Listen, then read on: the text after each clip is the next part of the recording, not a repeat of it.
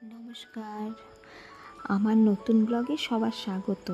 সকালে ফ্রেশ হয়ে স্নান সেরে আমার মার ঠাকুর ঘরে চলে আসলাম। আমি এখন বাপের বাড়িতে এসেছি। এটা আমার মার ঠাকুর ঘর। আর এখানে আমার মার এই দেখো আমার মা পুজো দিয়েছে। এটা আমার মার গোপাল। সুন্দর করে মা পুজো দিয়ে দিয়েছে। আর আমিও ঠাকুর ঘরে এসে প্রণামটা সেরে নিলাম স্নান করে। এবার সোজা চলে আসলাম রান্নাঘরে এসে দেখি মা রুটি ভাজছে আমার মেয়ের জন্য আর আমার ঠাকুমার জন্য। আমার মেয়ে আর আমার ঠাকুমা রুটি খাবে। আর এই দেখছো কাঁঠালটা, এটা আমার ভীষণ প্রিয়, আমি খুব ভালোবাসি। এটা আমি খাবো পরে ভেঙে। আর আমার মেয়ে কি করছে এখানে? আমার মেয়ে এখানে রুটি খাচ্ছে। ও খুব খুশি মামা বাড়িতে এসে। রুটি খাচ্ছে দুধ দিয়ে। আর আমার এদিকে আমিও আজকে আমার একাদশী। আমি এক বছর একাদশী করব, যেহেতু আমার শাশুড়ি কিছুদিন আগেই মারা গিয়েছেন। তো আমি একাদশী করব 1 বছর। তো আজকে একাদশী, এই জন্য আমি আগেই আলু মেখে রেখেছিলাম, আলুর পকোড়া করব। তো তেল গরম হয়ে গেছে, আমি আলুর পকোড়াগুলো ছেড়ে দেবো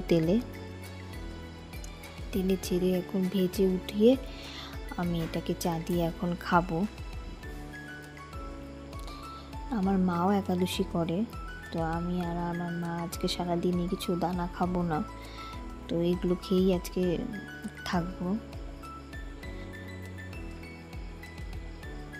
তো দেখছো এখন আমি এগুলোকে তেলে ছেড়ে দিয়েছি। এখন এগুলো এক পাশটা একটু ভাজা হয়ে যাক, তারপর আমি এগুলোকে আস্তে আস্তে উল্টে দেব।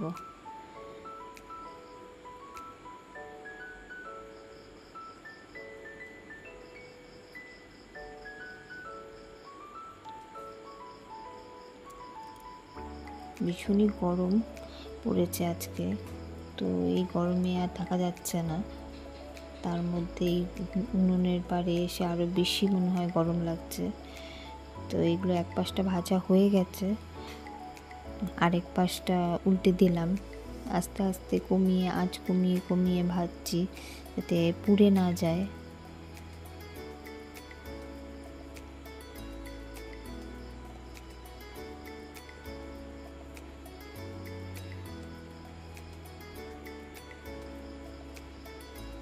ভাজা হয়ে গেছে সম্পূর্ণটাই। এবার এগুলোকে আমি তেল ছেঁকে উঠিয়ে নেব। উঠিয়ে নিয়ে তারপরে এখন আস্তে আস্তে এগুলোকে সবাইকে সার্ভ করব। এই যে সবাইকে সার্ভ করেছি। আমাদের এখানে পাশের বাড়ি এক কাকিমাও এসছে। কাকিমা এসেও বললাম যে তুমিও চা খাও আর পকোড়া খাও, দেখো কেমন লাগে, আমি বানিয়েছি। তো কাকিমাও খাচ্ছে। আমার মেয়েও আছে, আমিও আছি, মা আছে, সবাই এক টেবিলে গল্প করছি আর পকোড়া খাচ্ছি। এই সময়গুলো ভীষণই দামি, ভীষণই মেমোরেবল। পরে খুব বাড়িতে গেলে মনে পড়ে। এটা হচ্ছে আমার ঠাকুমা। আমার ঠাকুমারও আজকে একাদশী, কিন্তু ঠাকুমা ওরকম খেয়ে থাকতে পারে না দেখে ঠাকুমাকে রুটি করে দেওয়া হয়েছে, যে ঠাকুমা রুটি খাবে। কেন খুব বয়স হয়ে গেছে, তো শুধু দানা ছাড়া খাওয়া রাখা যায় না। আমার ঠাকুমা ভিডিও করছি দেখে আমার ঠাকুমা খুব হাসছে। চলো তোমাদের আমাদের বাড়ির বাগানটা একটু ঘুরে দেখাই। আমাদের বাড়িতে ছোট্ট একটা বাগান আছে।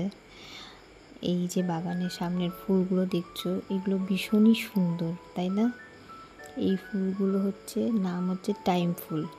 এগুলো সকাল 10টায় ফোটে, বিকেল 4টায় এগুলো আবার বুঝে যায়। ভীষণই অদ্ভুত লাগে দেখতে, সুন্দর লাগে এই ফুলগুলোকে। ভীষণই মিষ্টি দেখতে ফুলগুলো। আর এটা হচ্ছে চাইনিজ টগর, এই গাছটার নাম। এখানে সারা বছর ছোটো ছোটো ফুল ধরে থাকে। আর এই যে জবা গাছটা দেখেছো কত কুড়ি এসছে, এগুলো সকালের দিকে এই গাছটাকে ভীষণই সুন্দর লাগে। যখন ফুলগুলো ফোটে এই গাছটায় সকালে খুব সুন্দর লাগে। আর এটা একটা গোলাপ গাছ, অরেঞ্জ কালারের গোলাপ হয়। এটা প্রথমটা যখন হয়েছিল ভীষণই বড় হয়েছিল, আস্তে আস্তে এটা ছোট ছোট হয়ে ফুটছে। কিন্তু গাছটা যখন ফুলটা হয়েছিল গোলাপটা দেখতে দারুণই সুন্দর লাগছিল।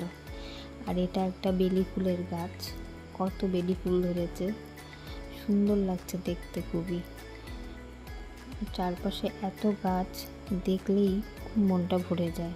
এটা পদ্ম গাছ, যখন দুর্গাপুজোর সময় এই গাছগুলোতে পদ্ম হয় তখন ভীষণই সুন্দর লাগে দেখতে। আরও প্রচুর পদ্ম গাছ আছে সারা বাড়িতে। যখন পুজোর সময় পদ্ম গাছগুলোতে পদ্ম ফুল ফোটে এত সুন্দর লাগে দেখতে যে কি বলবো। দেখো কি সুন্দর চাইনিজ টগরে কত সুন্দর ফুলগুলো ফুটে আছে, গাছটা ভরে খুবই সুন্দর লাগছে। আর এদিকে আছে, এটা হচ্ছে এই গাছটার নাম হচ্ছে তারা গ্যাদা। এটা তারা গ্যাদা বলা হয়। গাছটা এখন অনেকগুলো ফুল নেই, কিন্তু যখন গাছটা ভরে থাকে তখন পুরো হলুদ হয়ে থাকে গাছটা, এত সুন্দর লাগে দেখতে। চলো, অনেকক্ষণ বাইরে থাকলাম, আর বাইরে ভালো লাগছে না, ভীষণই গরম লাগছে, ভীষণ রোদ। তো এবার ঘরে গিয়ে দেখি আমার মেয়ে কি করছে। আমার মেয়েকে তো খেতে ডাকছিল আমার মা, দেখি খেতে বসলো কি না। এই যে আমার মেয়ে খেতে বসে গেছে। কি খাচ্ছে? ও বলেছে দুপুরে আমি আজকে ভাত খাবো না, রুটি খাবো। এই ধর রুটি আর আলু ভাজা খাচ্ছে। খাওয়া নিয়ে ওর ভীষণই সমস্যা। আর আমার মা এদিকে মোবাইলে গেম খেলছে।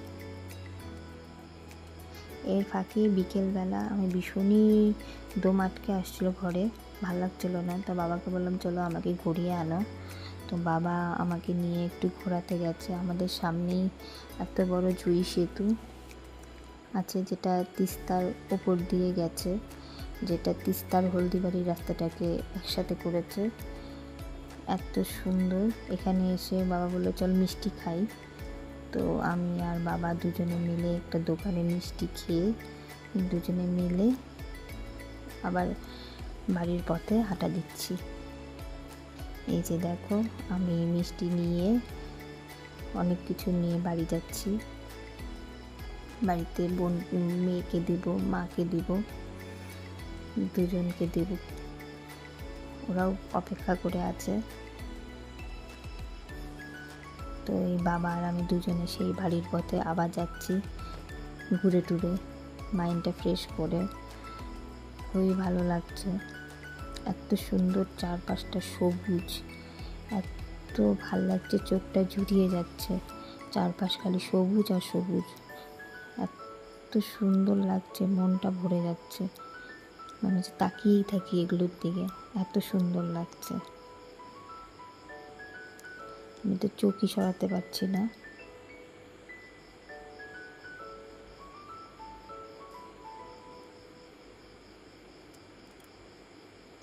হচ্ছে কেউ তুলি দিয়ে এঁকে দিয়েছে চারপাশটা,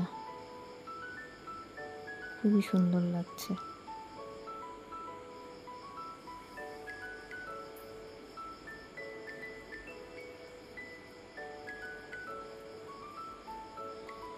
চারপাশটা এখন সন্ধ্যা হয়ে গেছে,